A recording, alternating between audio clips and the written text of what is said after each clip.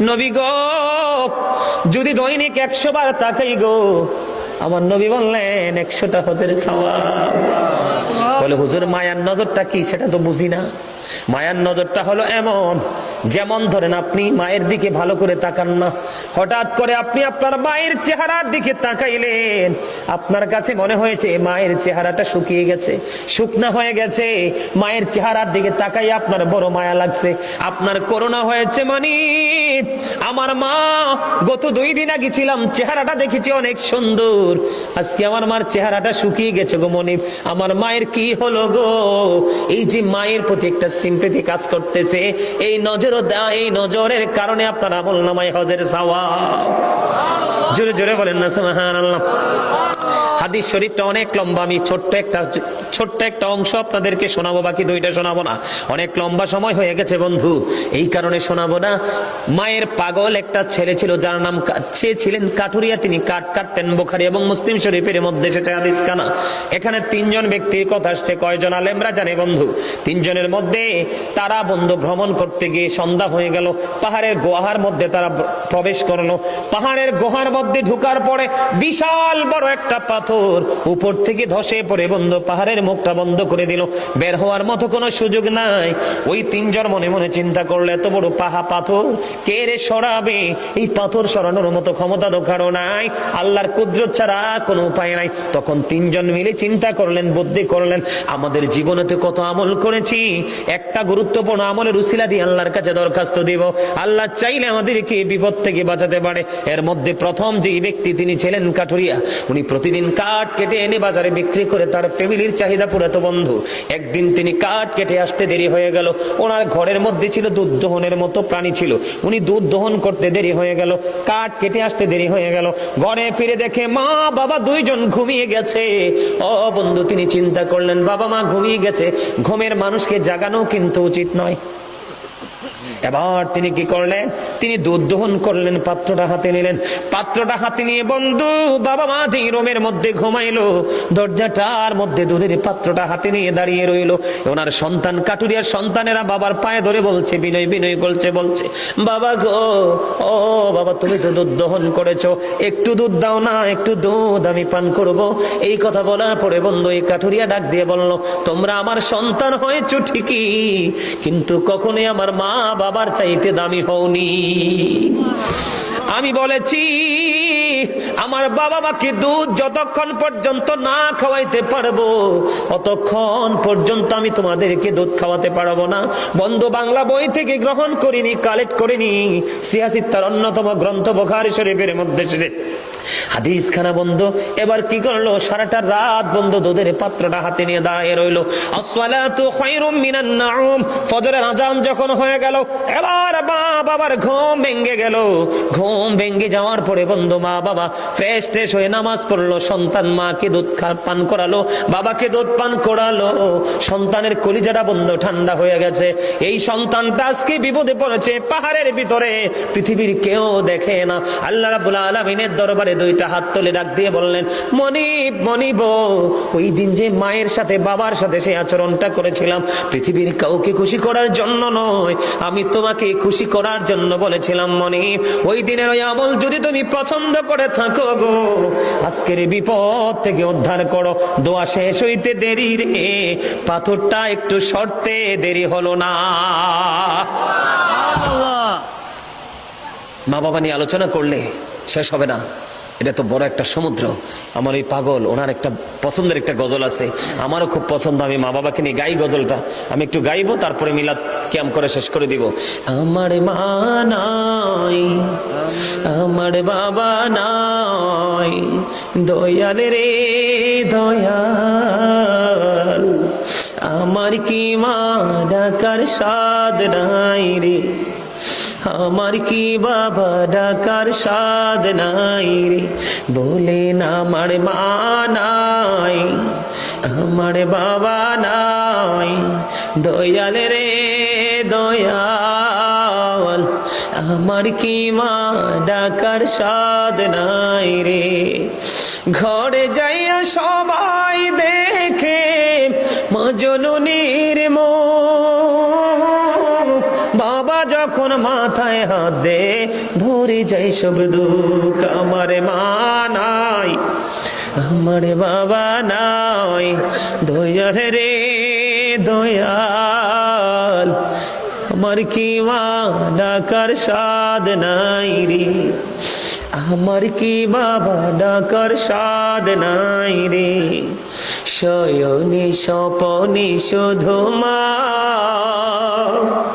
তোমার কথা মনে হয়, কতদিন দেখি না তোমার,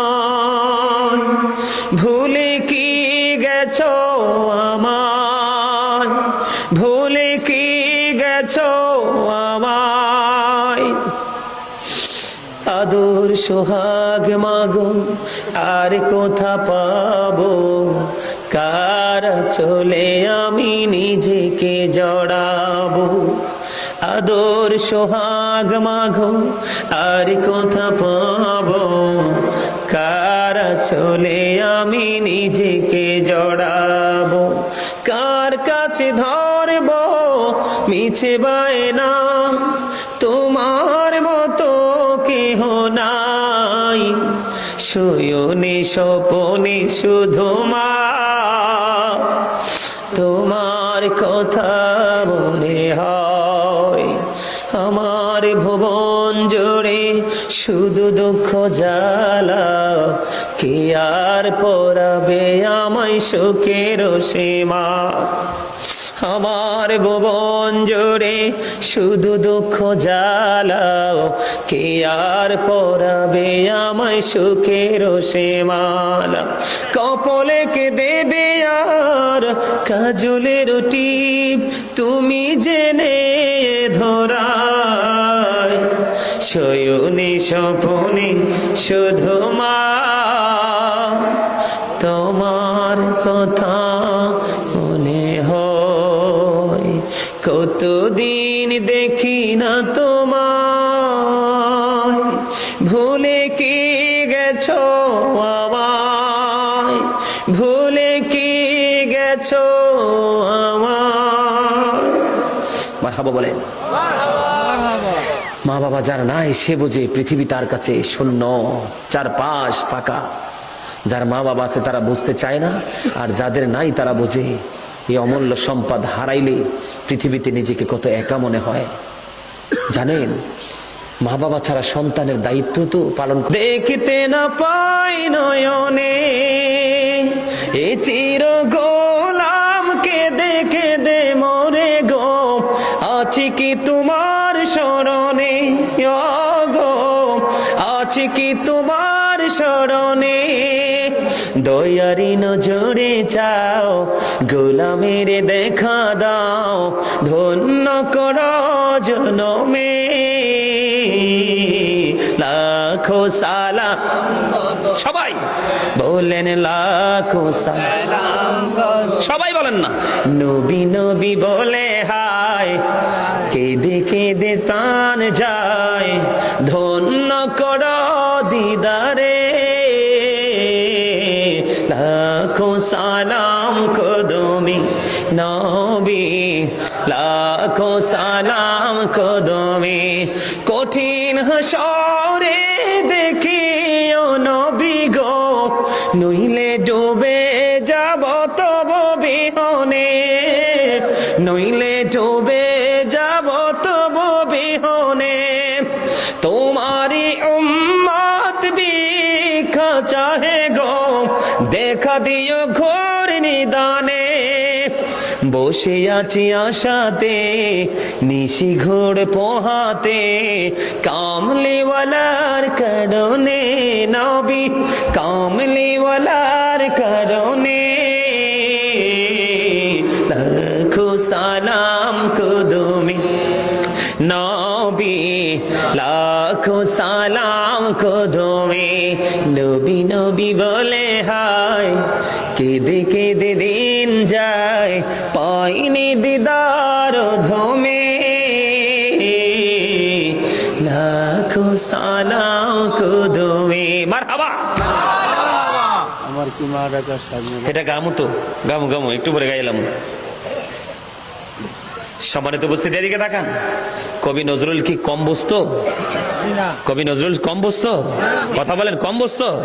কবি নজরুলের লেখা কত যে নাথ, দেখলে মুমিনের কলিজা থেকে অটোমেটিক্যালি চোখ দিয়ে পানি বের হয়। কবি নজরুল কি লিখতে জানতেন না? পড়তে জানতেন না? এমনি এমনি তিনি কবি হয়েছেন? তিনি কি বলেছেন? রসুল আমার ভালোবাসা, রসুল আমার আলো আশা, রসুল আমার প্রেম বিরহের মূল আলোচনা, রসুল আমার কাজে কর্মে অনুপ্রেরণা। বলেন রসুল আমার ভালোবাসা, রসুল আমার আলো আশা, রসুল আমার প্রেম বিরহের মূল আলোচনা, রসুল আমার কাজে কর্মে অনুপ্রেরণা। বলেন রসুল আমার কাজে কর্মে অনুপ্রেরণা। অসহত জীবন যখন দুর্বিষহ লাগে, ব্যর্থ এবং পরাজিত স্মৃতিগুলো জাগে, তখন তোমার শৈশবে কৈশোর জানাই সান্ত্বনা। রসুল আমার কাজে করবে অনুপ্রেরণা। বলেন রসুল আমার ভালোবাসা, রসুল আমার আলো আশা, রসুল আমার প্রেম বিরহের মূল আলোচনা, রসুল আমার কাজে করবে অনুপ্রেরণা। কত রকম রাজার নীতি প্রজার নীতি দেখলাম, দুঃখ হইরে দুঃখ ছাড়া আর কিছুই না পেলাম। ঠিক কিনা বলো? কত রকম রাজার নীতি প্রজার নীতি দেখলাম, দুঃখ হইরে দুঃখ ছাড়া আর কিছুই না পেলাম। তখন তোমার বদর উহুদ ভোলায় বেদনা। রসুল আমার কাজে করবে সবাই অনুপ্রেরণা। বলেন রসুল আমার কাজে করবে, বলেন রসুল আমার কাজে করবে। নেতার মতো নেতা যখন পাই না কোথাও খোঁজে, দুঃখ হয় রে দুঃখ ছাড়া। নেতার মতো নেতা যখন পাই না কোথাও খোঁজে, কাঁদি শুধু কাঁদি আমি এই দুটি চোখ বুজে। তখন শুধু মনে পড়ে, তখন শুধু মনে পড়ে সোনার মদিনা।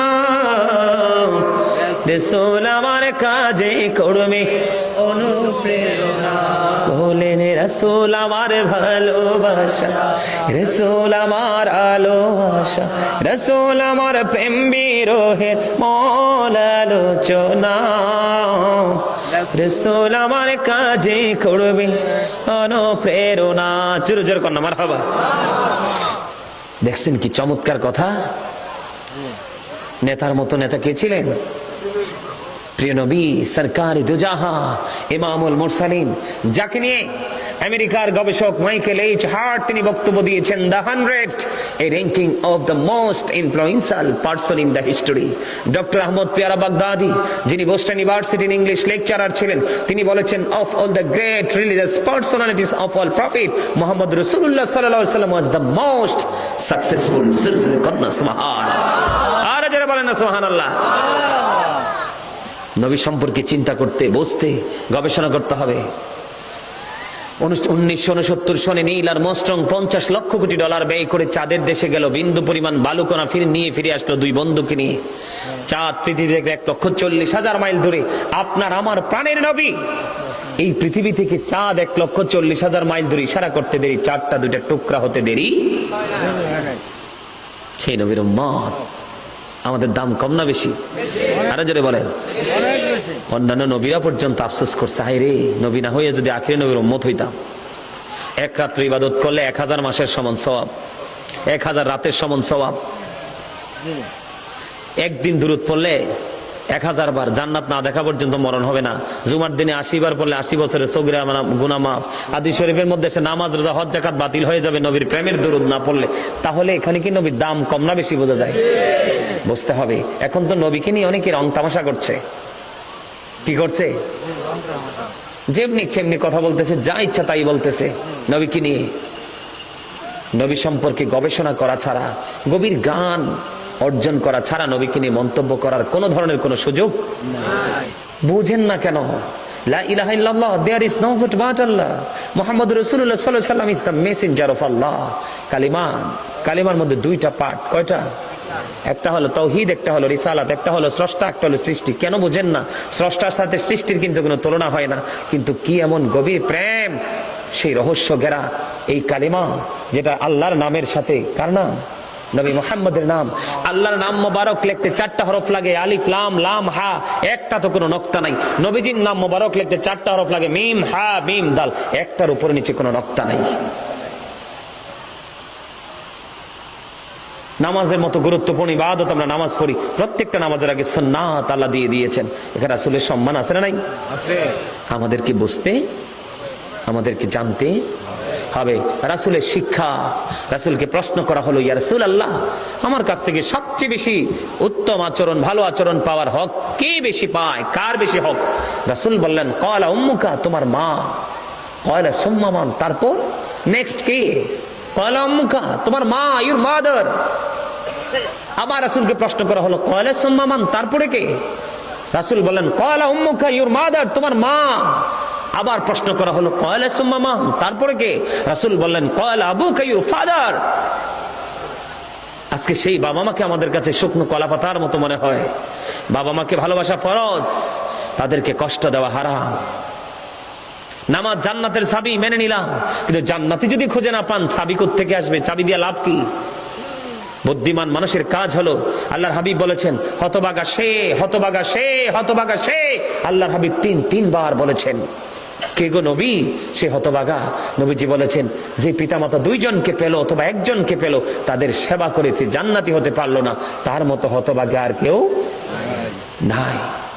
আল্লাহ বলেছেন, এই এই কর্নার, এই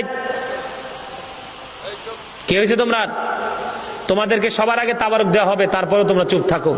স্টপ ইউর মাউথ এভরিবডি। এরা কিন্তু তাবারুকের জন্য আসে নাই, তোমরা কিন্তু তাবারুকের জন্য আসতো। রাগ করলে কিছু করার নাই, এটাই সত্য। ঠিক না বেটে? কথা বলেন না কেন? এরকম না বিষয়টা? এরা দাঁড়িয়ে দাঁড়িয়ে কথা বলে, আমি যখন বললাম আসো তখন আইসা বসছে, ঠিক কিনা? এই জন্য বলছি তাবারুকটা তোমাদেরকে আগে দেওয়া হবে, শেষ ভালো যার। কথা বলে না কেন?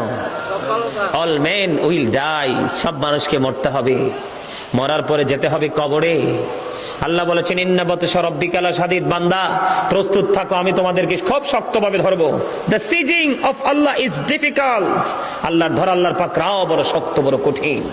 আল্লাহ বলেছেন, ইন্নাল্লাহা সারিউল হিসাব, Allah is quick to take account, Allah হিসাব গ্রহণে অত্যন্ত তৎপর। ধরবে খুব শক্তভাবে, হিসাবও নেবে খুব শক্তভাবে, দুঃখজনক হলেও সত্য। আল্লাহ রাব্বুল আলামিন বলেছেন, ফিউচার, বর্জখী জীবনে তোমার এমন একটা দুর্দশা হবে, যদি তুমি কোনো কারণে যদি পাটা পিছলে যায়, তোমার কোনো উপায় নাই।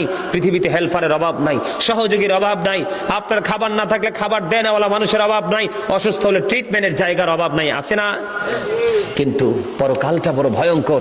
আল্লাহ বলেছেন, লা ইয়ামুতু, people will not die that day, সেদিন মানুষ মরতে পারবে না। আল্লাহ বলেছেন, ফিহা ওয়ালা ইয়াহইয়া, people will not be able to live that day, সেদিন মানুষ বাঁচতে পারবে না। আল্লাহ বলেছেন, ওমা হুম আনহা বিগাইবিন, people will not be able to escape that day, সেদিন মানুষ সেখান থেকে পালাতেও পারবে না। বাঁচার সুযোগ নেই, মরার সুযোগ নেই, পালাবার সুযোগ নেই। যেই মানুষগুলো এত ভয়ঙ্কর এক বেড়াজালের মধ্যে, প্রতিবন্ধকতার বেড়াজালে আটকে যাবে, আল্লাহর হাবিব বলেছেন, তাদের জন্য একটা নোংরা খাবার আমার আল্লাহ বরাদ্দ করে রেখেছেন। ইয়া রাসূলুল্লাহ, এই খাবারটার নামটা কি গো? আমার নবী বলেছেন, এই রে যুবক, মনটা দিয়ে শোনো, এই খাবারটার নাম হলো তিনাতুল খাবাল। ইয়া রাসূলুল্লাহ, ইয়া হাবিবাল্লাহ, নবী গো, এই তিনাতুল খাবালটা কি গো নবী? একটু জানতে চাই। নবীজি বললেন, আরেকটা জাহান্নামীর নিংড়ানো রক্ত, পুজ অথবা ঘাম। আমার কথা আপনারা বুঝেন নাই? বিরানির ডেকে মন, হাসতেও পারে না রে, সব ক্লান্ত হয়ে গেছে ওয়াজ শুনতে শুনতে। এটা কি উচিত কথা? ওয়াজ করলাম আমি ঘন্টার পর ঘন্টা, আর দুর্বল হয়ে বললেন আপনারা। এটা হইলো? আরে বলেন না, ঠিক কিনা বলেন? আপনাদেরকে দেখে মনে হয় ইউ আর ভেরি উইক, একেবারে 100% দুর্বল। I am very strong. কারণ প্রেম যার সিনায় থাকে এটা কখনোই বুড়া কথা বলে না কেন? যার সিনায় প্রেম থাকে সে বুড়া হয়। আরে কাল হাসরের দিনে বুড়া হবে না। ওই দিন ইয়াতে গেলাম, চট্টগ্রাম হাটহাজারীতে গেছি প্রোগ্রাম করতে। তো আলোচনাটা এমন একটা জায়গায় দিছি, গভীর জগতের আলোচনা করতে করতে করতে করতে আমি একটা সময় একটা সেন্টেন্স ইউজ করেছি। সেটা হলো আল্লাহ রাসূল বলেছেন যে আল হাসান ওয়াল হুসাইন সাইয়্যিদা শাবাবি আহলিল জান্নাহ। রাসূল বলেছেন ইমাম Hasan and Husain are the leader of younger people in জান্নাহ। আমার নবী বলেছেন যারা পৃথিবীর বুকে এই যুবক আজকে যেমন ইয়াং ম্যান, এই যে একেবারে তারা কত সুন্দর করে, বিশেষ করে দুজন একেবারে পলকহীন দৃষ্টি ছিল আমার দিকে, এটা প্রেমের প্রকাশ ছাড়ার কিছুই নয়। আমি কিন্তু তাদেরকে খুশি করার জন্য বলছি না, ওখানেও আছেন, তবে ওরা আমার খুব কাছে এসে বসেছে জন্য বললাম। আমার রাসূল বলেছেন যেই যুবকেরা দুনিয়াতে থাকা অবস্থায় যৌবনকালটাকে কাজে লাগাইয়া ফিউচার পর্যন্ত পৌঁছাবে, বর্জকি জীবন পর্যন্ত পৌঁছাবে, কাল হাসরের দিন আল্লাহ রাব্বুল আলামিন তাদের রিসিভের ব্যবস্থা করবে ইমাম হাসান হুসাইন দুইজনের মাধ্যমে। জোরে জোরে কন্যা সুবহানাল্লাহ। ইমাম হাসান হুসাইন দুই ভাই ওই জান্নাতি যুবকদের সর্দার হবে। এখন এক ছেলে তো একেবারে কিউট একটা ছেলে, ইউনিভার্সিটির স্টুডেন্ট, এখন আমার গাড়ির পিছনে ছোটাছুটি করতেছে, ফাড়াফাড়ি করতেছে। আমি তো ভাবতেছি ব্যাপার কি। পরে আমি গাড়িতে উঠবো, এমন সময় বলে হুজুর একটু কথা আছে আপনার সাথে। আমি কি বলো? পরে বললো হুজুর আপনি যে বললেন যে যুবকদেরকে রিসিভ করবে ইমাম হাসান, জান্নাতে আমাদের লিডার হবে যুবকদের। এখন হুজুর যারা 80 বছর 90 বছর 100 বছরে মারা যায় তারা তো বুড়ো হয়ে মারা গেছে। আমি তোমাদের দৃষ্টিতে তারা পৃথিবী থেকে বুড়া হয়ে মারা গেছে, কিন্তু আল্লাহ রাব্বুল আলামিনের সাথে রাসূলের আহলে বাইতের সাথে তারা এত বেশি প্রেম করেছে, তারা ইন্তেকাল করার পরে জান্নাতে যাওয়ার আগে তাদেরকে একেবারে 30 বছরের জওয়ান বানানো হবে। কি করা হবে? 30 বছরের।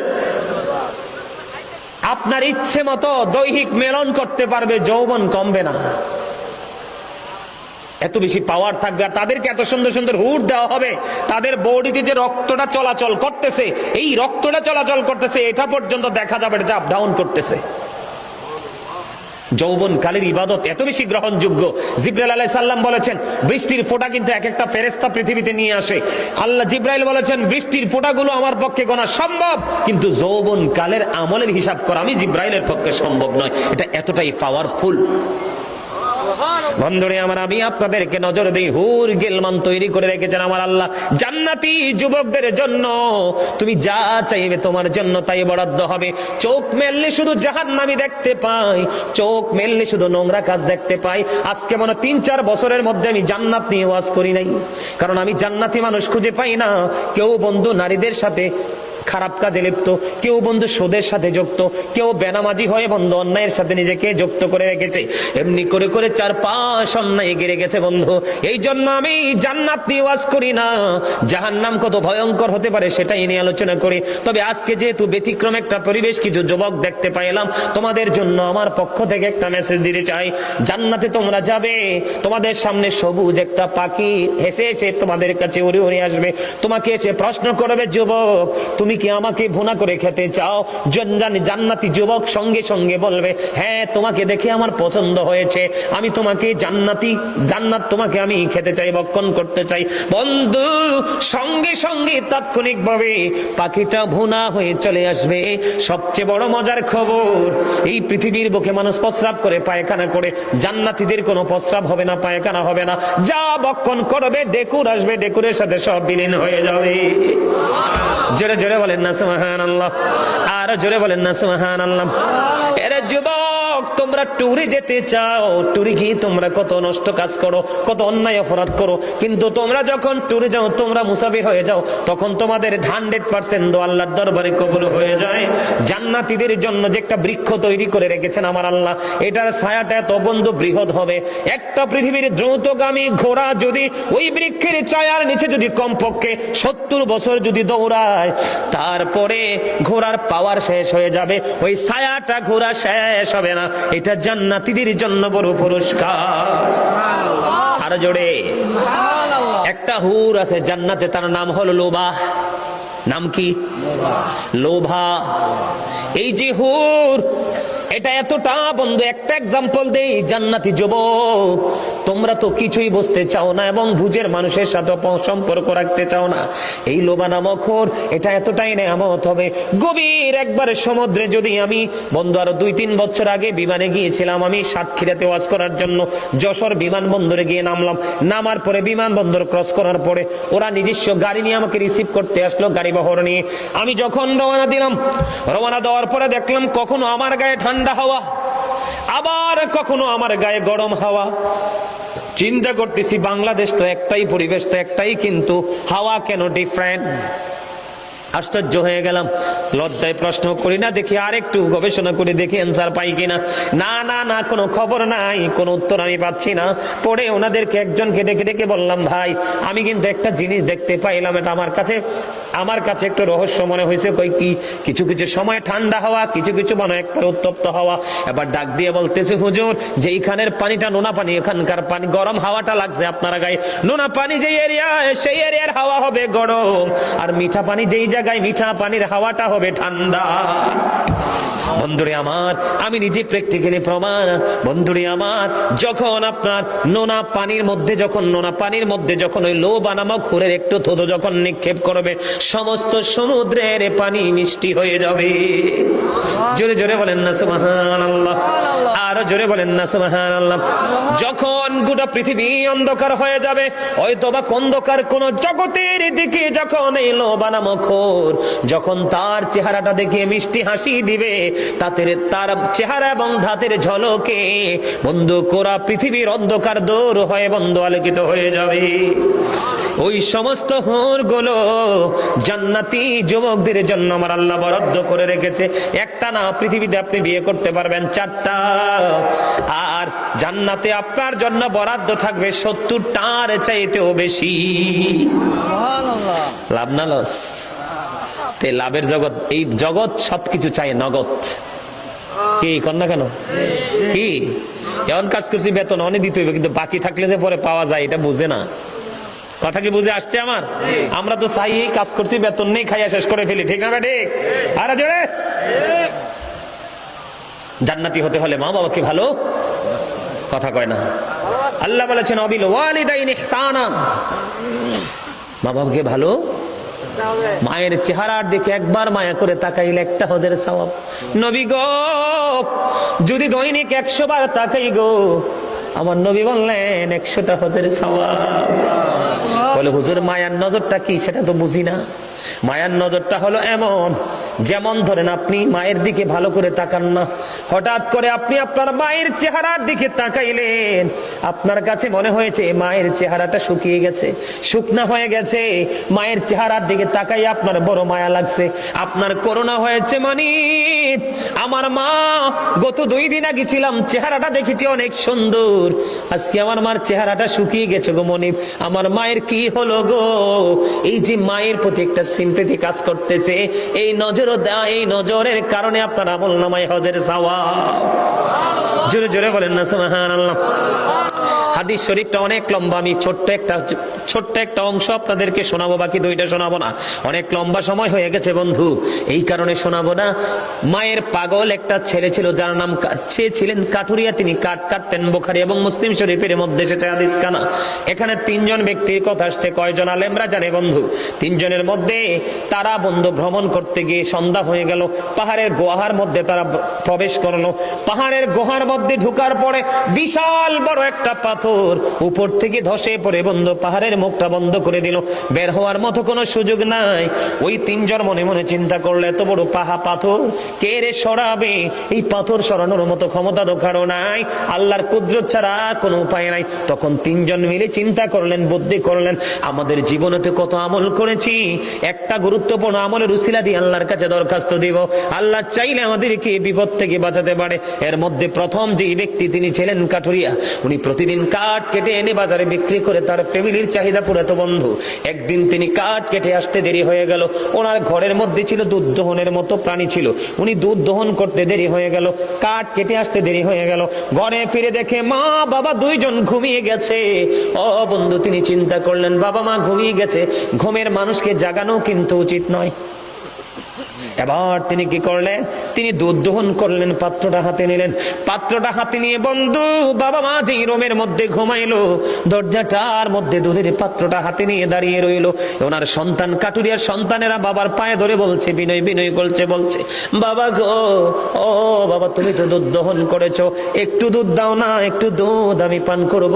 এই কথা বলার পরে বন্ধু এই কাঠুরিয়া ডাক দিয়ে বলল, তোমরা আমার সন্তান হয়েছো ঠিকই, কিন্তু কখনোই আমার মা বাবার চাইতে দামি হওনি।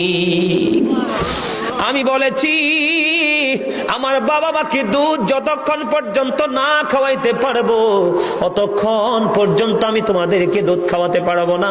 বন্ধু বাংলা বই থেকে গ্রহণ করিনি, কালেক্ট করিনি, সিয়াসিত্তার অন্যতম গ্রন্থ বুখারী শরীফের মধ্যে হাদিস খানা। বন্ধু এবার কি করলো, সারাটা রাত বন্ধু দুধের পাত্রটা হাতে নিয়ে দাঁড়িয়ে রইলো। আসসালাতু খায়রুম মিনান নাউম, ফজরের আযান যখন হয়ে গেল, এবার মা বাবার ঘুম ভেঙে গেল।